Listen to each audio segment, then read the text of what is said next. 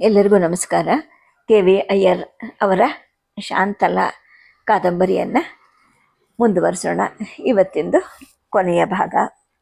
ಇಲ್ಲಿಗೆ ಶಾಂತಲೆ ಕಾದಂಬರಿ ಮುಕ್ತಾಯ ಆಗತ್ತೆ. ಪ್ರಭುಗಳು ಲಕ್ಷ್ಮಿಯ ದೇಹದಲ್ಲಿ ಸೇರಿದ್ದ ಶಾಂತಲೆಯಿಂದ ಆತ್ಮದ ಲೋಕದ ಬಗ್ಗೆ ಎಲ್ಲವನ್ನು ತಿಳ್ಕೊಳ್ತಾರೆ. ಆನಂತರ ಚಂದಲೆಯನ್ನು ಮದುವೆ ಆಗಿ ಅವಳಿಗೆ ಶಾಂತಲೆ ಅಂತ ಹೆಸರಿಡ್ತಾರೆ.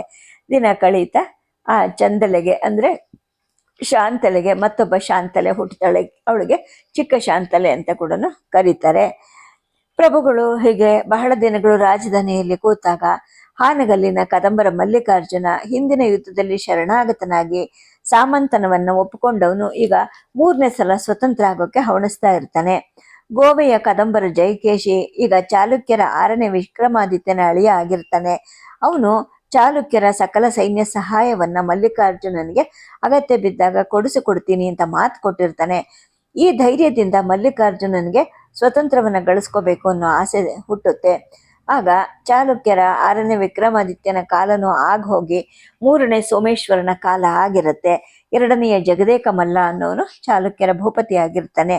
ಮಲ್ಲಿಕಾರ್ಜುನನಿಗೆ ಈಗ ಆ ಚಾಲುಕ್ಯ ಭೂಪತಿಯ ಸಹಾಯನೂ ಕೂಡ ಒದಗಿ ಬರುತ್ತೆ. ಹಾನಗಲ್ಲಲ್ಲಿ ವಿಷ್ಣುವರ್ಧನನಿಂದ ಸ್ಥಾಪಿತವಾಗಿದ್ದ ಹೊಯ್ಸಳ ಸೇನೆಯನ್ನ ಮಲ್ಲಿಕಾರ್ಜುನ ಬೆದರಿಸಿ ಓಡಿಸ್ಬಿಡ್ತಾನೆ. ಆ ಸೈನ್ಯ ಆಗ ಬಂಕಾಪುರದಲ್ಲಿದ್ದ ಪುನೀಸನ ಹತ್ತಿರಕ್ಕೆ ಬರುತ್ತೆ.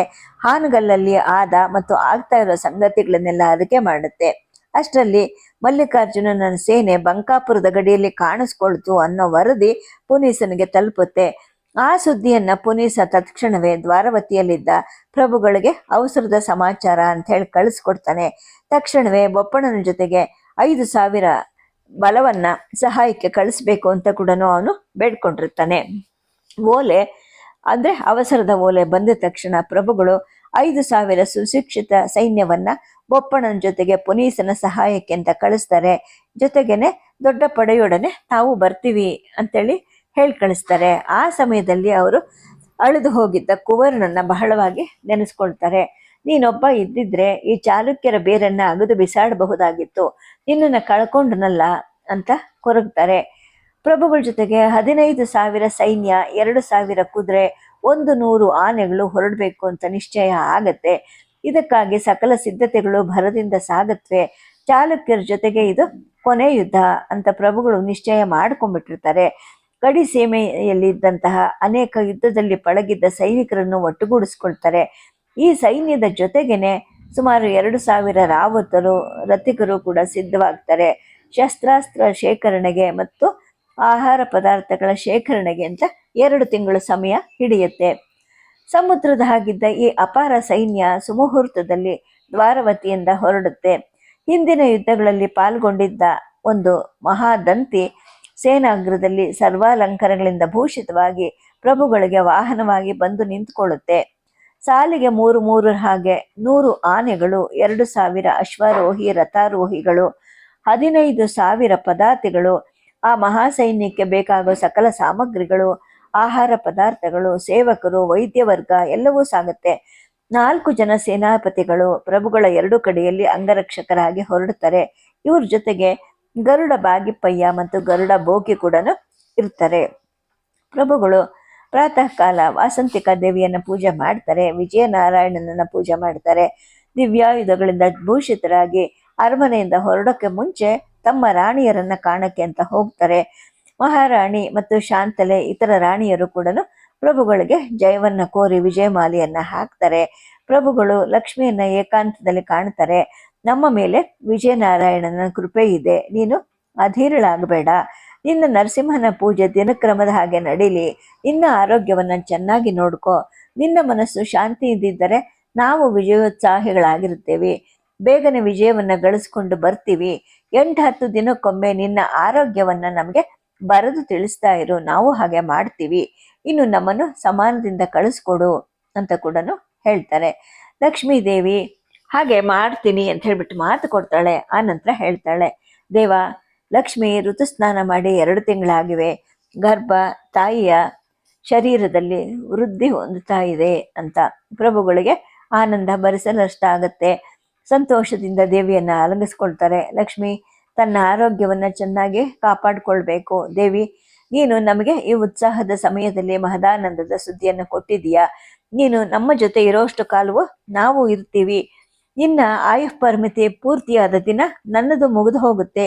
ನಿನ್ನ ಲಕ್ಷ್ಮಿಯನ್ನು ಚೆನ್ನಾಗಿ ಕಾಪಾಡ್ಕೊಂಡ್ ಬಾ.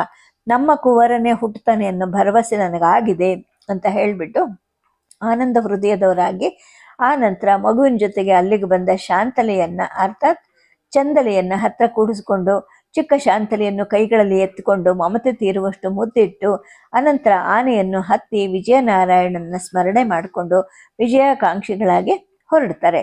ಹೊಯ್ಸಳರ ಮಹಾಸೇನೆ ಸಾಗರದ ಅಲೆಗಳ ಹಾಗೆ ದ್ವಾರವತಿಯಿಂದ ಹೊರಡುತ್ತೆ. ಅನೇಕ ದಿನಗಳ ಪ್ರಯಾಣ ಸಾಗುತ್ತೆ. ವಿಷ್ಣುವರ್ಧನ ಪ್ರಭುಗಳು 2ನೇ ಸಲ ಹಾನಗಲ್ ದುರ್ಗಕ್ಕೆ ಬಲವಾದ ಮುತ್ತಿಗೆಯನ್ನು ಹಾಕ್ತಾರೆ. ಕುಂಜು ಶೆಟ್ಟಿ ಈಗ ಮಲ್ಲಿಕಾರ್ಜುನನ ಸೇವೆಯಲ್ಲಿ ಇರೋದಿಲ್ಲ. ದುರ್ಗದ ರಕ್ಷಣೆಗೆ ಕದಂಬರ, ಚಾಲುಕ್ಯರ, ಪಾಂಡ್ಯರ ಮತ್ತು ಸಂಯುಕ್ತ ಸೇನೆ ಸಿದ್ಧವಾಗಿರುತ್ತೆ. ಯುದ್ಧ ಮೊದಲಾದ 1 ತಿಂಗಳೊಳಗೇನೆ ವಿಷ್ಣುವರ್ಧನ ಪ್ರಭುವಿನ ಸೈನ್ಯ ಶಿಬಿರಗಳಲ್ಲಿ ಒಂದು ರೀತಿಯ ಸಾಂಕ್ರಾಮಿಕ ರೋಗ ಕಾಣಿಸ್ಕೊಳ್ಳುತ್ತೆ. ಶತ್ರುಗಳ ಹೊಂಚಿಕೆಯಿಂದಲೇ ಹೀಗಾಗಿರುತ್ತೆ. ಹೊಯ್ಸಳ ಸೈನ್ಯಗಳು ಅಶುದ್ಧ ಜಲವನ್ನು ತಿಳಿದೇ ಉಪಯೋಗಿಸಿರ್ತಾರೆ. ಇದರಿಂದ ಸ್ವಲ್ಪ ಮಟ್ಟಿಗೆ ಹೊಯ್ಸಳರಿಗೆ ಸೈನ್ಯ ನಷ್ಟ ಆಗತ್ತೆ. ಆಗ ಹೊಯ್ಸಳ ಸೈನ್ಯ ತಮ್ಮ ಉಪಯೋಗಕ್ಕೆ ಅಂದ್ಬಿಟ್ಟು ಹೊಸದಾಗಿ ಬಾವಿಗಳನ್ನ, ಹೊಂಡಗಳನ್ನ ತತ್ಕ್ಷಣ ನಿರ್ಮಿಸ್ಕೊಳ್ಬೇಕಾಗಿ ಬರುತ್ತೆ. ಸೈನ್ಯವೆಲ್ಲ ಆರೋಗ್ಯ ಸ್ಥಿತಿಗೆ ಬರೋಕೆ ಮತ್ತೆರಡು ತಿಂಗಳು ಕಾಲ ಹಿಡ್ಕೊಳ್ಳುತ್ತೆ. ಪ್ರಭುಗಳು ಎದೆಗೊಂದೋದಿಲ್ಲ, ದುರ್ಗವನ್ನು ವಶ ಮಾಡಿಕೊಂಡಿದ್ದಲ್ಲದೆ ಹಿಂದಿರುಗೋದಿಲ್ಲ ಅಂತ ಪಣ ತೊಡ್ತಾರೆ. ಹೊಯ್ಸಳರ ಸೈನ್ಯ ಬಿರುಸಿನಿಂದ ದುರ್ಗದ ಮೇಲೆ ದಾಳಿ ಇಡುತ್ತೆ. ಶತ್ರುಗಳ ಸೇನೆ ಕೂಡ ಜಗ್ಗೋದಿಲ್ಲ. 2 ಕಡೆನೂ ಸಾಕಷ್ಟು ನಷ್ಟ ಆಗತ್ತೆ. ಶತ್ರುಗಳು ದುರ್ಗವನ್ನ ಈ ಸಲ ಬಹಳ ಭದ್ರಪಡಿಸ್ಕೊಂಡಿರ್ತಾರೆ. ಚಳಿಗಾಲ ಕಳೆದ ತಕ್ಷಣ ಹೊಯ್ಸಳರ ಸೈನ್ಯ ಪ್ರಬಲ ದಾಳಿಗೆ ಮೊದಲಿಡುತ್ತೆ. ಜೀವದ ಹಂಗನ್ನು ತೊರೆದು ಯುದ್ಧ ಮಾಡಕ್ಕೆ ಪ್ರಾರಂಭ ಮಾಡತ್ತೆ. ಮಲ್ಲಿಕಾರ್ಜುನನ ಸೈನ್ಯ ದಿನ ದಿನ ಕಡಿಮೆ ಆಗ್ತಾ ಬರ್ತಾ ಇರುತ್ತೆ. ಇದನ್ನು ನೋಡಿ ಮಲ್ಲಿಕಾರ್ಜುನ ಹಿಂದಿನ ಹಾಗೆ ಉಳಿದ ಸೈನ್ಯ ಎಲ್ಲವನ್ನು ದುರ್ಗದ ಒಳಗಡೆ ಕರೆಸ್ಕೊಂಡು ದುರ್ಗದ ಮೇಲಿನಿಂದ ಹೊಯ್ಸಳರ ಸೈನ್ಯವನ್ನು ನೋಯಿಸೋಕ್ಕೆ ಪ್ರಾರಂಭ ಮಾಡ್ತಾನೆ. ಹಿಂದಿನ ದುರ್ಗದ ಬಾಗಿಲುಗಳು ಶಿಥಿಲವಾಗಿದ್ದರಿಂದ ಮಲ್ಲಿಕಾರ್ಜುನ ಹೊಸದಾದ ಬಹಳ ಗಟ್ಟಿಯಾದ ಬಾಗಿಲುಗಳನ್ನ ಮಾಡಿಸಿರ್ತಾನೆ. ಮಲ್ಲಿಕಾರ್ಜುನ ತನ್ನ ದುರ್ಗದ ಬಾಗಿಲುಗಳು ಅಭೇದ್ಯವಾದದ್ದು ಅಂತ ತಿಳ್ಕೊಂಡಿರ್ತಾನೆ. ಇನ್ನು ಈ ಕಡೆ ವಿಷ್ಣುವರ್ಧನ ಪ್ರಭುಗಳಿಗೆ ದುರ್ಗದ ಬಾಗಿಲನ್ನು ಒಳಗಡೆ ನುಗ್ಗದೆ ಈ ಯುದ್ಧ ಕೊನೆ ಆಗೋದಿಲ್ಲ ಅನ್ನೋದು ಅರ್ಥವಾಗತ್ತೆ. ಆನೆಗಳ ಕೈಗೆ ತೂಗುದಿಮ್ಮಿಗಳನ್ನ ಕೊಟ್ಟು ದುರ್ಗದ ಬಾಗಿಲುಗಳನ್ನ ಒಡಿಸ್ಲಿಕ್ಕೆ ಪ್ರಯತ್ನ ಮಾಡ್ತಾರೆ. ಆದ್ರೆ ಆ ಹೊಸ ಬಾಗಿಲುಗಳಿಗೆ ಲೋಹ ಪರಿಕಗಳನ್ನ ಹಾಕಿ ಸಿಗಿಸಿರ್ತಾರೆ. ಹಾಗಾಗಿ ಅವು ಆನೆಗಳ ದಾಳಿಯನ್ನು ಕೂಡ ತಡೆಯುತ್ತವೆ. ಆಗ ಪ್ರಭುಗಳಿಗೆ ಒಂದು ಯೋಚನೆ ಬರುತ್ತೆ. ಉದ್ದನೆ ದಂತಗಳಿರುವ ಆನೆಯನ್ನ ಬಿಟ್ಟು ಬಾಗಿಲುಗಳನ್ನ ಹಿಡಿದು ನಿಲ್ಲಿಸಿರೋ ಅಡಿಪಾಯನ್ನೇ ಅಗಸ್ಬಿಡಿ ಅಂತ ಆಜ್ಞೆ ಮಾಡ್ತಾರೆ. ಆನೆಗಳು ತಮ್ಮ ದಂತಗಳಿಂದ ಆ ಬಾಗಿಲಿನ ಅಡಿಪಾಯವನ್ನ ಅಗಿಲಿಕ್ಕೆ ಪ್ರಾರಂಭ ಮಾಡತ್ವೆ. ತಳಪಾಯವನ್ನ ಮುಟ್ಟಕ್ಕೆ ಸಾಕಷ್ಟು ಶ್ರಮ ಆಗತ್ತೆ. ದುರ್ಗದ ಬಾಗಿಲ ಮುಂಭಾಗ ಎಲ್ಲ ದೊಡ್ಡ ಹಳ್ಳವಾಗಿ ಹೋಗುತ್ತೆ. ಆನೆಗಳು ತಳಪಾಯದ ದೊಡ್ಡ ಕಲ್ಲುಗಳನ್ನು ಲೋಹದ ಸರಪಳೆಗಳಿಂದ, ಮೀಟು ದಿಮ್ಮಗಳಿಂದ ಜಗ್ಗಿಸಿ ಕೊನೆಗೆ ಕೀಳುತ್ತವೆ. ಆಗ ಅಷ್ಟು ಗಟ್ಟಿಯಾದ ಹೆಬ್ಬಾಗಿಲು ಕೂಡ ಕುಸಿದು ಮಹಾಶಬ್ದದ ಜೊತೆಗೆ ನೆಲಕ್ಕೆ ಉರುಳುತ್ತೆ. ಅದರ ಜೊತೆಗೇನೆ ಮಲ್ಲಿಕಾರ್ಜುನನ ಧೈರ್ಯ ಕೂಡ ಉರುಳಿ ಹೋಗುತ್ತೆ. ಮದಿಸಿದ ಮಾತಂಗಗಳ ದಂಡು ದುರ್ಗದ ಒಳಗಿದ್ದ ಮಲ್ಲಿಕಾರ್ಜುನನ ಬಹಳ ಸೈನ್ಯವನ್ನ ತುಳಿದು ಕೊಲ್ಲುತ್ತವೆ. ಶತ್ರು ಸೈನಿಕರ ಸಾವಿರಾರು ನಾರಾಚಗಳು ಈ ದಂತಿಗಳ ಮೈಯನ್ನು ಕ್ಷತವಿಕ್ಷತ ಮಾಡತ್ವೆ. ಈ ಯುದ್ಧದಲ್ಲಿ ವಿಷ್ಣುವರ್ಧನನ ಅನೇಕ ಆನೆಗಳು ಕೂಡ ಸಾಯುತ್ತವೆ. ಆ ದಿನದ ಯುದ್ಧದಲ್ಲಿ ಪ್ರಭುವಿನ ಕತ್ತಿಯೇ ಮಾಸಣನಿಗೆ ಮಸಣವನ್ನ ಕೊಡುತ್ತೆ. ಮಲ್ಲಿಕಾರ್ಜುನ ಈ ಸಲನೂ ಕೂಡ ವಿಷ್ಣುವರ್ಧನನಿಗೆ ಶರಣ ಬರ್ತಾನೆ. ಇನ್ನು ಜನ್ಮೇಪಿ ಹೀಗೆ ಮಾಡೋದಿಲ್ಲ ಅಂತ ಶಿವನ ಪ್ರಸಾದವನ್ನ ಮುಟ್ಟಿ ಪ್ರಮಾಣವನ್ನು ಮಾಡ್ತಾನೆ. ದಯಾರ್ಧನಾದ ವಿಷ್ಣು ಮತ್ತೆ ಅವನಿಗೆ ಪ್ರಾಣಭಿಕ್ಷೆಯನ್ನು ಕೊಡ್ತಾನೆ. ಆದ್ರೆ ರಾಜ್ಯವನ್ನ ಮಾತ್ರ ಬಿಟ್ಟು ಕೊಡೋದಿಲ್ಲ. ಹಾಗಾಗಿ ಮಲ್ಲಿಕಾರ್ಜುನ ಪದಭ್ರಷ್ಟನಾಗ್ಬೇಕಾಗಿ ಬರುತ್ತೆ. ಅದೇ ದಿನ ಸೂರ್ಯ ಮುಳುಗ್ತಾ ಇರ್ಬೇಕಾದ್ರೆ ಪ್ರಭುಗಳು ವಿಜಯೋತ್ಸವದಿಂದ ತಮ್ಮ ಶಿಬಿರಕ್ಕೆ ಹಿಂತಿರುಗ್ತಾರೆ. ಆ ಹೊತ್ತಿಗೆ ಸರಿಯಾಗಿ ಬೊಪ್ಪಣ ತನ್ನ ತಂದೆ ಗಂಗರಾಜರ ನೆನಪಿಗೋಸ್ಕರ ದ್ವಾರವತಿಯಲ್ಲಿ ಕಟ್ಟಿಸಿದ್ದ ಒಂದು ಸುಂದರವಾದ ಪಾರ್ಶ್ವನಾಥ ಬಸದಿಯಲ್ಲಿ ಪಾರ್ಶ್ವನಾಥ ಸ್ವಾಮಿಯ ಸ್ಥಾಪನೆಯನ್ನು ಮಾಡಿ ಅದರ ಪ್ರಸಾದವನ್ನ ಆ ಜಿನೇಂದ್ರದ ಇಂದ್ರರು ದ್ವಾರವತಿಯಿಂದ ಹೊತ್ಕೊಂಡ್ಬಂದು ತಟ್ಟೆಯಲ್ಲಿಟ್ಟು ಪ್ರಭುಗಳಿಗೆ ಅರ್ಪಿಸಿರ್ತಾರೆ.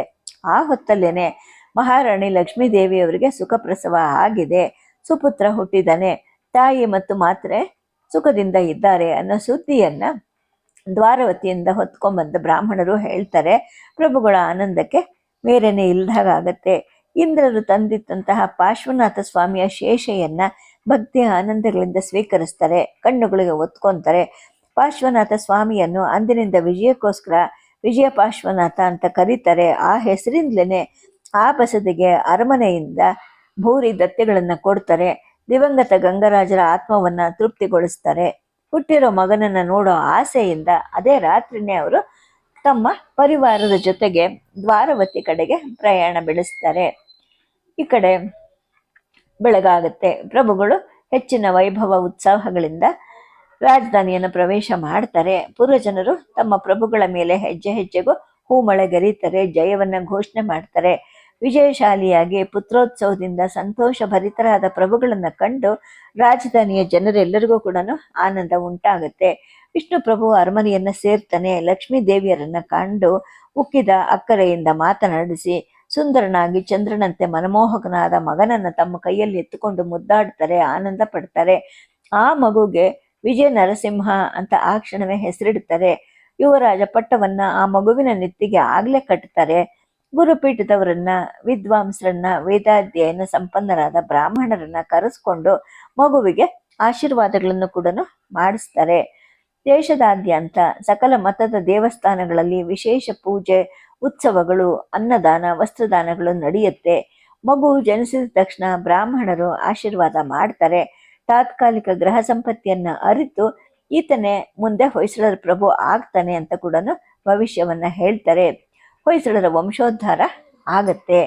ರಾಜಮಾತೆಯವರ ಅಭೀಷ್ಟ ಕೂಡ ಪೂರ್ಣ ಆಗತ್ತೆ. ಇದ್ರ ಜೊತೆಗೆ ಶಾಂತಲೆ ತನ್ನ ಅತ್ತೆಗೆ ಸಲ್ಲಿಸಿದ್ದಂತಹ ಒಂದು ಮೌನ ವಾಗ್ದಾನ ಕೂಡ ಮುಕ್ತಾಯ ಆಗತ್ತೆ. ಸಂದತ್ತೆ ಆಕೆ ವಾಗ್ದಾನ.